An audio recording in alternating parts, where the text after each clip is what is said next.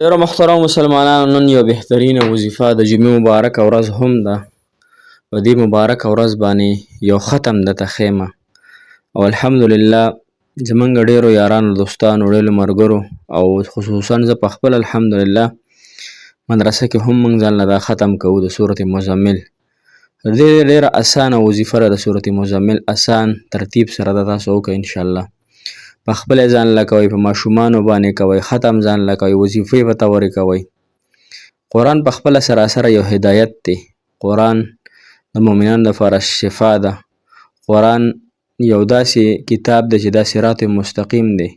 موږ تاسو ته نیغه لاره ښیي. نو کوم مسلمانان چې غواړي چې الله تعالی زموږ زندگی روغه کړي، زموږ زندگی سمه لار باندې روان شي، موږ له الله تعالی ډېر ښکلي ترتیب سره زندگی راکړي، نو هغوی دې دا وظیفه انشاءالله وکړي د سورة مزمل ده. په دې طریقې باندې وکړي، په دې انشاءالله چې تاسو څه غواړئ الله جل شانه ورته الله تعالی انشاءالله درکوي. نو که څوک هم کولی شي خو ویې کوي، او که چا نشوه کولی نو موږ به وله انشاءالله بیا دې ختم کوو، خو په شرط د دې چې انشاءالله موږ سره به بیا رابطه کوئ. موږ به ستاسو دپاره ختم هم کوو، دعا به هم کوو. ستاسو کوم مقصد وي هغه مقصد دپاره به تاسو ته دعا کوو. که ستاسو بیا یقین نه راځي، موږ ورته وایس میسج کې یا ویډیو کال یا مثال په طور دغه ویډیو په دې هم تاسو ته ښودلی شو، په طور ثبوت که نه. ځکه بعضې هر ځای کې دوکې روانې وي، خو موږ هغه خلک چې کوم څه ځان دپاره خوښوو هغه د بل مسلمان دپاره خوښوو. او مسلمان هغه دی چې دا مسلمان هغه دی چې بل ته فایده ورکوي. صحیح شوه که نه؟ نو انشاءالله موږ به تاسو ته فایده درکوو، نقصان نه به تاسو بچ کوو.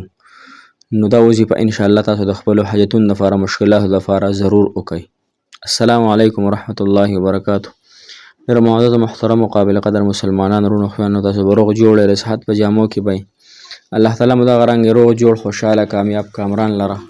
څونه چې مسافر زما وروڼه دي په هر ملکونو کې دي، هر وطن کې دي مسافر دي، الله تعالی د ټولو مسافرو حامی او ناصر مددګار شي. ټولو مسافر دی الله تعالی ډېره د اوږده زندګي د صحت او د عافیت والا ورکړي. مسافر دی الله تعالی په ډکو منګلو خپلو کورونو ته، خپلو بیانو له، خپلو وروڼو له، خپلو میاندو له راوستلی کړي.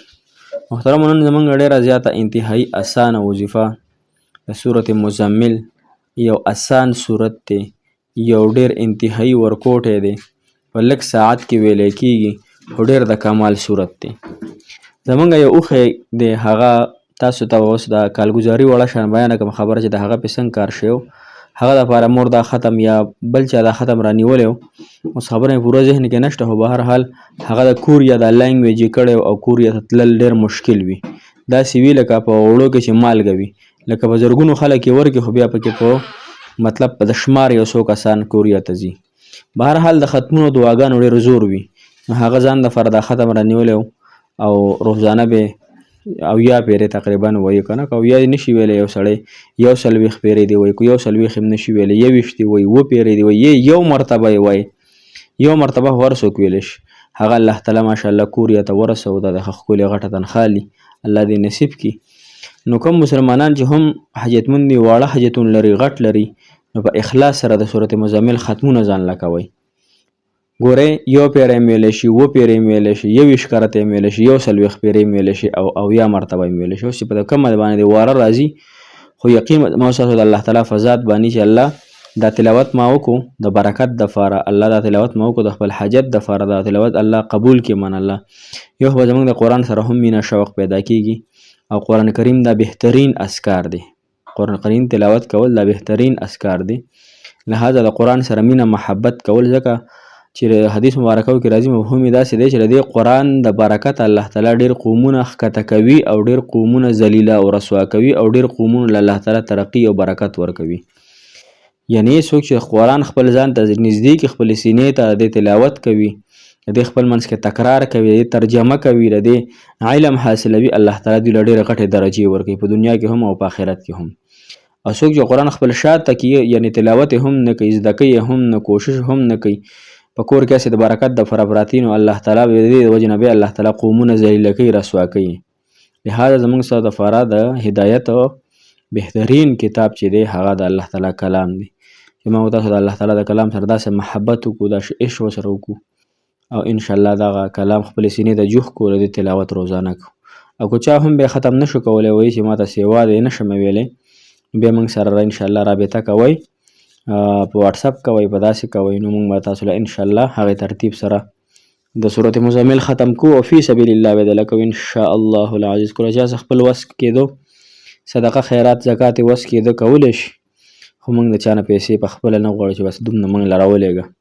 نو چا چې نشو کولی او چا مسایل څومره وو ختمولو والا د الله تعالی ذات دی، مسایل ختمولو والا د الله تعالی ذات دی. انسان مسایل نشي ختمولی ها او د برکت چې دی هغه بل چیز دی. الله تعالی تاسو له برکتونه هم درکړي، خیرونه دی هم الله تعالی درکړي. الله تعالی زمونږ حامی او ناصر مددگار شه. الله تعالی د هغه ښکلې زندگی چې د آخرت ته د قبر زندگی الله تعالی د هغې د مشکلاتو نه مو تاسو وساتلی کړي او الله تعالی مو د زړه مرادونه پوره کړي. نو جنکو دی الله تعالی نکاحګانې وکړي او کم هلکان دي الله تعالی د هغوی کاروبارونه نکاحګانې وکړي. الله مو ډېر ډېر خوشحاله ساته. جزاک الله خیره احسن الجزاء فی الدنیا والآخره. السلام علیکم ورحمة الله وبرکاته. فی امان الله.